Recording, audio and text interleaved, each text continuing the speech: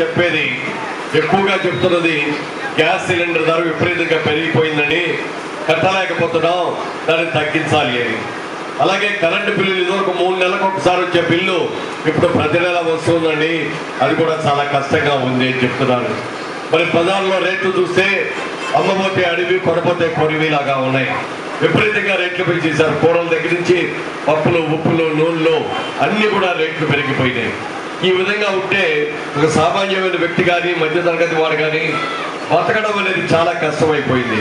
చంద్రబాబు నాయుడు గారు ఒకటే మాట చెప్పారు, మనం ఆ అధికారంలోకి వచ్చిన తర్వాత, నేను ముఖ్యమంత్రి అయిన తర్వాత తప్పకుండా ఈ ధరలను కూడా తగ్గిద్దాం, గ్యాస్ సిలిండర్లు సగం ధరకి ఇచ్చేటట్టుగా, అలాగే కరెంటు బిల్లులు తగ్గేటట్టుగా, మార్కెట్లో ఉన్న రేట్లన్నీ కూడా తగ్గేటట్టుగా మరి ఖచ్చితంగా నిర్ణయం తీసుకొని మనం చేద్దాం అని చెప్పి మనం చెప్పడం జరిగింది. ఇది ఖచ్చితంగా జరిగి తీరుతుంది. ఇంకా చిన్న చిన్న సమస్యలు ఉన్నాయి. ప్రతి వాళ్ళకి కూడా ఇళ్ల స్థలాలు లేవు అనేవాళ్ళు చాలా మంది ఉన్నారు, ఇళ్ళు లేవు అనేవాళ్ళు చాలా మంది ఉన్నారు. ఎన్నో ఏళ్ళగా ఇక్కడ అద్దె కొంపల్లో ఉంటున్నా మాకు ఏ విధమైనటువంటి మరి ఇళ్ళు కేటాయింపు చేయడం లేదు, ఉన్న వాళ్ళకి ఇస్తున్నారు, లేని వాళ్ళకి ఇవ్వటం లేదని చాలా చోట్ల చెప్తున్నారు. ఇది నిజంగా నిజం. చాలా మంది కాంగ్రెస్ వాళ్ళందరూ కూడా వాళ్ళ కార్యకర్తలకో, లేకపోతే ఇళ్ళు అద్దెలకు ఇచ్చుకునే వాళ్ళకో, లేక అమ్ముకొని డబ్బులు జేబులో వేసుకునే వాళ్ళకి ఇస్తున్నారు తప్ప నిజమైన పేదవాళ్ళకి, అవసరమైన వాళ్ళకి, లబ్ధిదారులకి ఇవ్వకుండా చెప్తున్నారు. తెలుగుదేశం అధికారంలోకి వచ్చిన తర్వాత మళ్ళీ ఆ లిస్టులన్నీ సరిగ్గా చూసి సరైన వాళ్ళకి ఇచ్చారా లేదో చూసి అక్రమంగా ఇచ్చినవి ఉంటే ఇవన్నీ కూడా రద్దు చేసి ఆ లబ్ధిదారులకు, నిజమైన లబ్ధిదారులకు ఇవ్వాలని అనుకోవడం జరిగింది. మరి ఇవన్నీ ఇలా ఉంటే ఈ రోజున రాష్ట్రంలో సీమాంధ్ర అని, ప్రత్యేకాంధ్ర అని, ప్రత్యేక తెలంగాణ అని అనేక ఉద్యమాలు జరుగుతున్నాయి.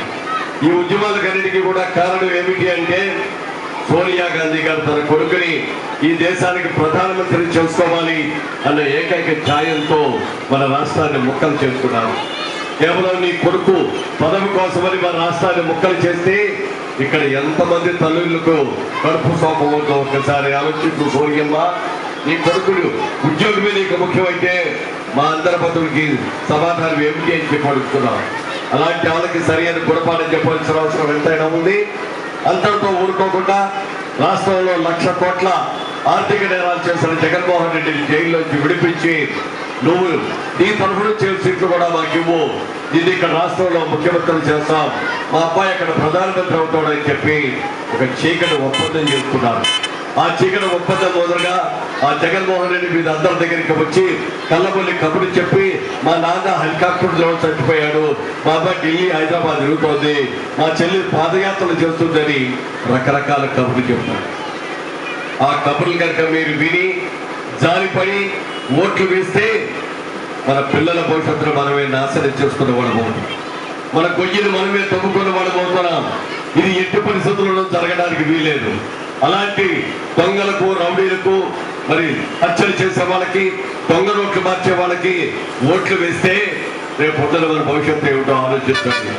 వాళ్ళ నాన్న ముఖ్యమంత్రిగా ఉంటేనే 1,00,000 కోట్లు సంపాదించాడే, రేపు పొద్దున ఆయనే ముఖ్యమంత్రి అయితే మన రాష్ట్రాన్ని అమ్మేస్తాడు, మన బతుకులందరినీ కూడా తాకట్టు పెట్టేస్తాడు. అలాంటి వాళ్ళకి ఓట్లు వేయకుండా నీతి పనులకి, నిజాయితీ పనులకి ఓట్లు వేయండి. ముఖ్యంగా డ్వాక్రా సంఘాలు చాలా ఉన్నాయి.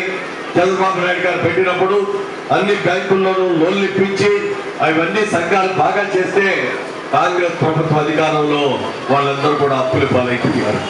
డబ్బులు కట్టలేక, వడ్డీలు కట్టలేక ఎంతో మంది ఎన్నో ఇబ్బందులు పడుతున్నారు. చంద్రబాబు నాయుడు గారు ఒకటే చెప్పారు, డ్వాక్రా మహిళల అప్పులన్నీ కూడా మనం రద్దు చేద్దాం, వాళ్ళందరి జీవితాలు బాగు చేద్దామని చెప్పి చంద్రబాబు నాయుడు గారు చెప్పారు. అలాగే పెన్షన్ చూస్తే పెద్దవారికి, ముసలివారికి, భర్త సరిపోయిన విధములకు 200 రూపాయలు మాత్రమే ఇస్తున్నారు. అలా కాకుండా వాళ్ళందరికీ కూడా 1000 రూపాయలు చొప్పున నెలకి ఇవ్వాలని చంద్రబాబు నాయుడు గారు నిర్ణయించడం జరిగింది. అలాగే మరి హ్యాండిక్యాప్డ్, ఫిజికల్లీ హ్యాండిక్యాప్డ్ వాళ్ళు చాలా మంది ఉన్నారు. కాళ్ళు లేక, చేతులు లేక, కంటి చూపు లేక ఎంతో మంది ఎన్నో అవస్థలు పడుతున్నారు.